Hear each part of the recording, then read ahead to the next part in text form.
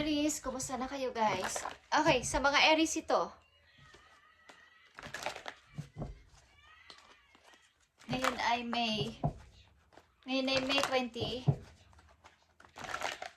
2025 guys. Okay, Aries. Tingnan natin ang inyong message today.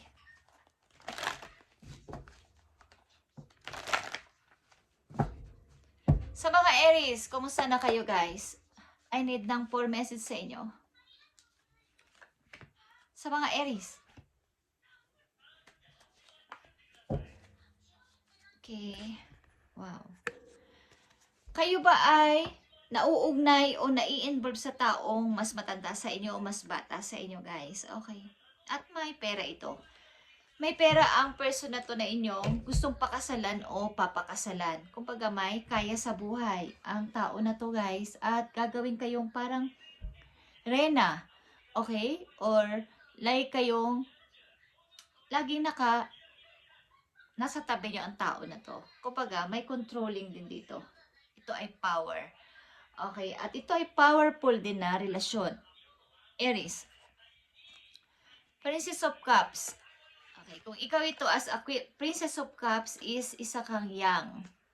Bata ka pa, Aries. Maaari ko ay nasa 30s, okay, o 20s, 30s ang edad ninyo guys na Aries na nandito. 5 of Cups. Maaring may nagsisisi sa nangyari sa inyo. Okay, may taong umiiyak. May taong umiiyak for you. Nangihinayang.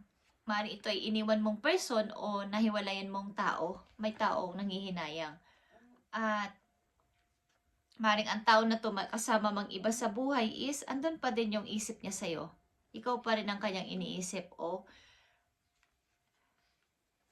pinapangarap na makasama o katabi. Maring ang tao na to ay hindi pa rin makamove on sa'yo, Aries. At yeah, fertilities here. Maaring itong tao na to ay may kasama ng iba at maaring kabubuo lang niya ng sarili niyang pamilya. Aries, meron siyang bago na ngayong person. Tingnan natin to guys. Ano to, Aries? Maaring ang minahal mong person ay umiiyak, nangihinayang sa natapos ninyong relasyon, Aries. But meron na rin siyang kasama sa buhay. Maaring buntis ang kinakasama niya ngayon kung siya ay lalaki. At kung siya ay babae, guys, na ikaw ay lalaki, Aries, is siya ay buntis. Okay.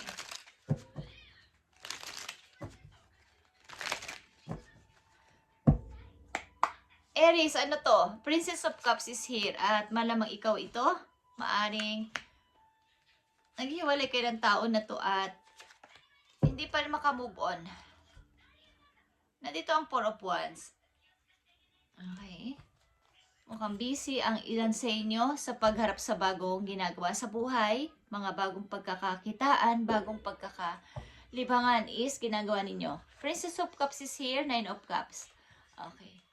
Masaya ka ngayon sa iyong bagong ginagawa. Sa bago mo mga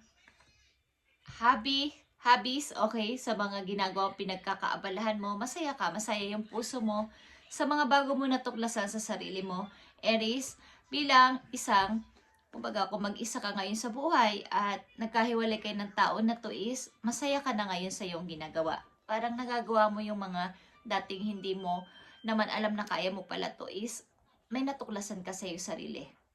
5 of Cups is here, the Fool, okay? Maring ang tao na to ay nag-iisip na rin o nag-isip na nakakapanghinayang man to at sayang is kailangan ko rin mag-start ng bago. 4 of Sword is here is 2 of Sword is in reverse. Okay. Gulong-gulo man siya at gusto kanya maybe tawagan something ng mga nakaraang mga araw o mga linggo is napag-isip-isip niya na kailangan ko na talagang mamili. Kailangan ko nang tingnan itong nandito sa akin present. Okay. At nandito ang Queen of Cups.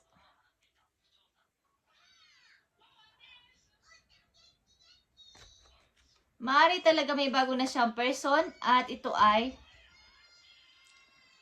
ina ng kanyang magiging anak. Maaring buntis ang girl na to kung babae ka, Aries. Okay? Ang kinakasama niya ngayon o bago niyang person ay maaring pregnant, Aries. Okay. Tingnan natin. But, maaring ikaw din ay may bago na ngayong minamahal at maaring young or vice versa, ikaw ang old sa kanya. Sa mga Aries na nandito sa reading, ito ang inyong sitwasyon. Maring kakahiwalay nyo lang sa inyong kasitahan o naging asawa at may bago na ang iyong minamahal. Aries. Nine of Cups is here. The Fool. Two of Swords in reverse. And Queen of Cups.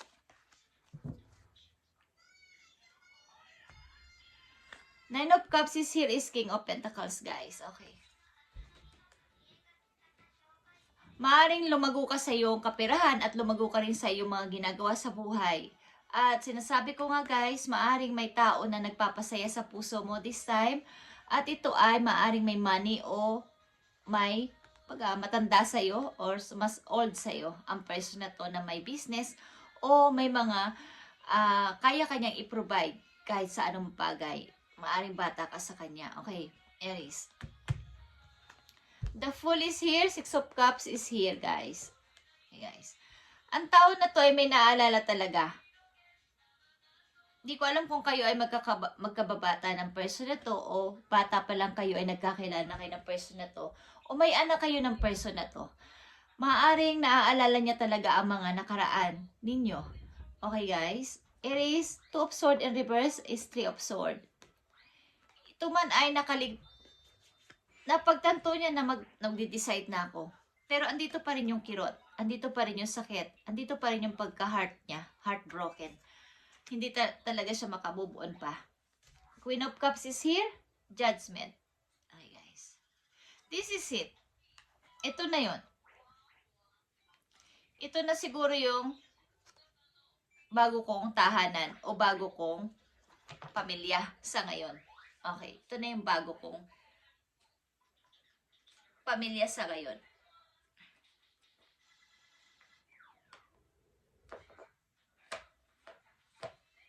Aries, tingnan natin to.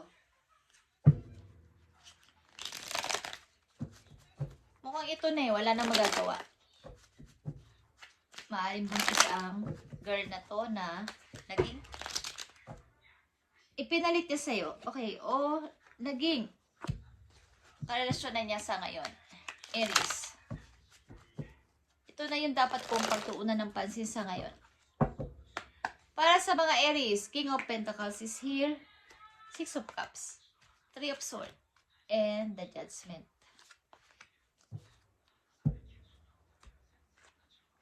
Yeah. The Sun is here. Okay, this is your kasikatan.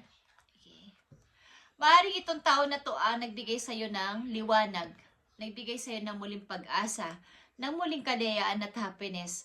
Maaaring ang person na to ang iyong happiness at dito ka fulfilled sa person na to, dito ka masaya. Ano man ang kalagayan niyo sa buhay, maging matanda man siya sa iyo, mas bata ka sa kanya is, pareho kayo ng mga gusto sa buhay at masaya kayo na nagagawa ang lahat ng may laya. Okay, Six of Cups is Four of Wands in reverse. Maaari talaga ang kasal na to ay naglaho o ang binild niyo na love na to ay naglaho ng yung past person at may anak ka dito o may anak kayong dalawa. Three of Swords is Two of Pentacles in reverse. Ang tao na to ay pabalik-balik. Maaring magde-decide, sige, mag-move on na ako. Bibilang lang siya ng araw, linggo, or what is, balik na naman siya sa pagda-juggling, balik na naman siya sa hindi niya malaman ang gusto niyang gawin.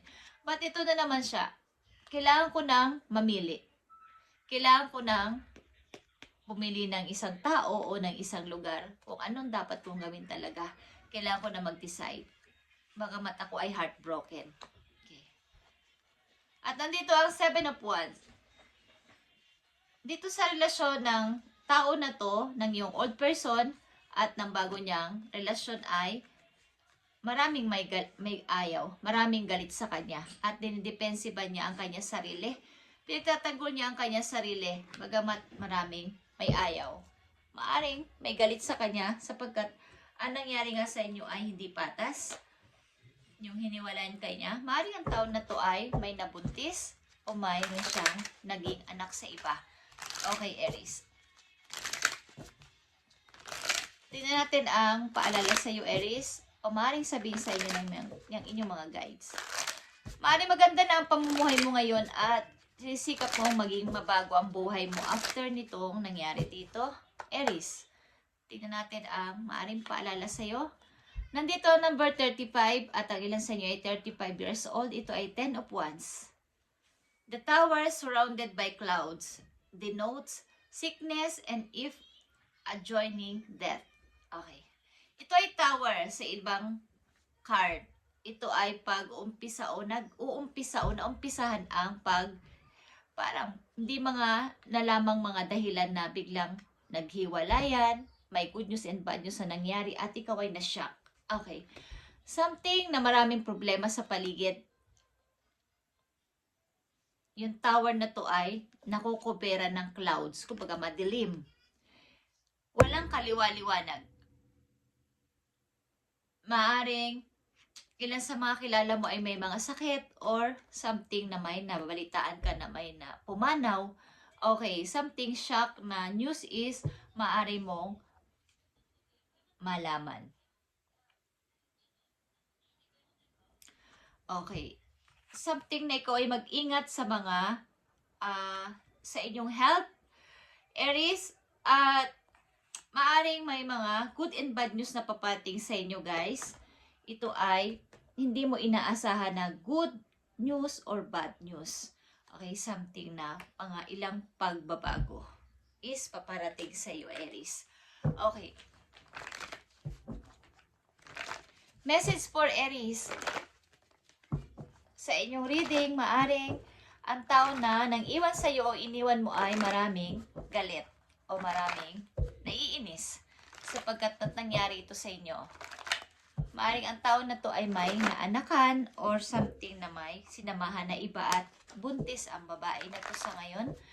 Okay, Aries. Tignan natin. Ang message pa para sa iyo. Nakikita nyo ang 5 of emotion. 5 of emotion is 5 of cups. Okay. May tao na gusto sa'yo magbalik. Pagkamat meron na siyang bagong person, is andito siya talaga sa urong-sulong na pagde-decide kung ako'y mag-move on na o hindi. Ako ay nasasaktan pa din. Ako ay mamimili na, pero bumabalik pa rin sa dati na hindi ako makamove on kay Aries. Okay. Forgiveness is an important part of healing.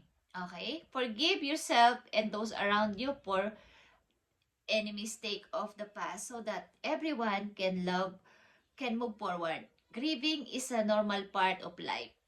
Ask your angels to those who love you to help to move through the process quickly so that you can get back out of the path of joy. Okay. Maaring, kung hindi nyo pa napapatawad ang tao na to at inyong sarili ay, i-start nyo na simula sa ngayon na i-forgive ang ginawa ng tao na to sa inyo. Sapagkat andito yung person mo din na hinahihirapan. Maari siyang nakakilala ng iba, but andito pa din yung guilty, na magiging masaya ba ako kung galit pa rin sa akin si Aries o may samaan pa rin kami ng loob ni Aries. Something na ang gusto ng person na to ay humingi ng tawad sa iyo sa ginawa niya. At patawarin mo rin ang sarili mo kung nagkaroon man kayo ng mga hindi pagkakaintindihan sa relasyon at napunta ito sa paghihiwalayan. Nangyayari talaga ang mga bagay na to sa hindi inaasahan, Aries. Maaring hindi ito sinasadya. Kailangan lang talaga mangyari sapagkat may nakaraan para sa iyo at para sa kanya. Okay? Tingnan natin ang message sa'yo ng person na to. Hindi siya makamove on sa'yo kahit meron na siyang ibang minamahal o kasama sa buhay. Okay. Maaring pagpapatawad ang susi dito para makamove on ng bawat isa. Maari ding nagkakasakit ang person na to o may sakit, guys. Or nakakaramdam ng sobrang kalungkutan. Tingnan natin ang message sa'yo ng person na to na nag-iisip pa rin sa'yo hanggang ngayon, Aries. Okay. It was my fault, but I blame you. Okay, and ang sasabi niya sa'yo, kasalanan ko to pero ikaw ang sinisi ko sa lahat ng nangyari sa atin. Okay? Naghihintay siya ng sign mula sa iyo kung siguro kung gusto mo siyang kausapin o gusto niyo mong magkita kayo at mag-usap muli is naghihintay siya ng tamang pagkakataon o sign na ikaw ay pumapayag. Okay, Aries. Maaring pagpapatawad ang susi dito para tuloy-tuloy na kayong mag-move on sa bawat isa. Kung ikaw naman ay naka-move on na ng mas madali is ang tao na to ay, sad to say, hindi pa siya nakaka-move on sa iyo, Aries. At kailangan siguro dito ng pag-uusap. Namimiss ka niya, okay? Pagamat meron na siyang kasamang iba o meron na siyang bagong tao sa buhay niya, ikaw pa rin ang nasa isip niya. Okay, Aries. Tingnan natin ang about sa inyong career or sa inyong kaperahan. Silipin natin. Gossip. Okay, ito ay chismis. Tingnan natin tong chismis na to. There's some buzz around what you're doing right now. Kung may mga plano ka sa buhay, Aries, ngayon na ikaw ay may mga ganitong gustong i-start sa buhay, business man yan o kahit anong pagkakakitaan, o plano sa buhay ay wag mo munang ipagsasabi ito sapagkat ikaw ay paaaring may mga mag-uusap tungkol dito sa iyong mga plano. Minimize drama and take personal responsibility to act with integrity. Kapag narinig mo ang mga ganitong klaseng chismis o pag-uusap tungkol sa iyo is, wag mo silang pansinin at kumilos ka lang ng parang wala lang. Okay, Aries? Your personal challenges might be distracting you from your work. Okay. Ilan sa inyo ay dinidistract ng inyong mga katrabaho sa iyong company? Maaring may chismis about sa iyo at kung ano-ano mga sinasabi nilang bad words about you. So, ikaw ay nadidistract sa iyong paglago pa sa money o sa pagtatrabaho mo, naaapektuhan ng iyong pagtatrabaho at maganda dapat na pagpaplano sa buhay. Maaring may mga tao nagchichismis sa iyo, Aries. So, ikaw ay mag-ingat. Okay? Ignorin mo sila at pakitaan mo na ikaw ay nasa tama pa din kahit na yun ang chismis sa iyo. Huwag mo silang pansinin. Naaapektuhan ito ang iyong pag-unlad sa buhay at pag-grow sa kaperahan. Maaaring gusto ka nilang patanggal sa trabaho o mawala ka sa company o sa grupo ninyo. Okay? Aries, just saying. At isang mahalagang message for you. Mahalagang message for Aries. Tingnan natin, guys. Isang mahalagang message sa'yo. Paparating itong message for you, Aries.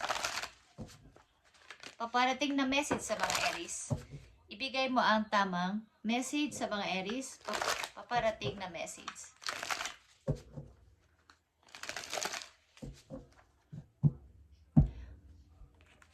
May tao ka na sa iyong present, maybe, at ito ay may kayang person, may money. Okay? But, maybe, matanda ka or matanda siya. Kaya lang ay, andito yung satisfaction. Andito yung fulfilled ka dito. Masaya ka. At, masaya kayo. Masaya kayo sa inyong relasyon ng person na to. Maaring pareho kayong fire sign, okay? At nandito din ang Leo sign. Okay, guys, Aries. Tingnan natin. Ang paparating na message po yun. Ito ba ay mensahe or paalala? Okay, guys. Paparating na message sa iyo ay the Sun. Speaking of Leo is, ito ay energy ng Leo. The Sun and the Sun is here. Dalawang the Sun is here. Ibig sabihin ito ay happiness for you. Magiging masaya ka at happiness is paparating sa buhay mo. Guys, Aries, ito ay pag lumabas sa reading at ikaw ay may dalawang the Sun. At may dalawa ka rin sigurong anak na lalaki, Aries. Okay. Sasaya ka dito. Mga good news paparating sa iyo at mga magagandang mga Kumbaga, magagandang balita paparting sa buhay mo in the near future. Maring bukas, sa isang linggo, or sa isang buwan. Or malapit na is paparating na ang napakasaya at mapapangiti ka dito at mapapatawa ka pa. Okay. Pag ito ay lumabas sa reading, ang dasan na message ay talaga ito ay 100% na ikaw ay sasaya. Okay? So, ikaw ay huwag mag-alala. Sapagkat, maybe, ang ilan sa inyo, Aries, ay may magpo-propose. Will you marry me, Aries? Okay. May magbibigay sa'yo ng flower or ng singsing. Okay, guys. Thank you and God bless, Aries. Bye.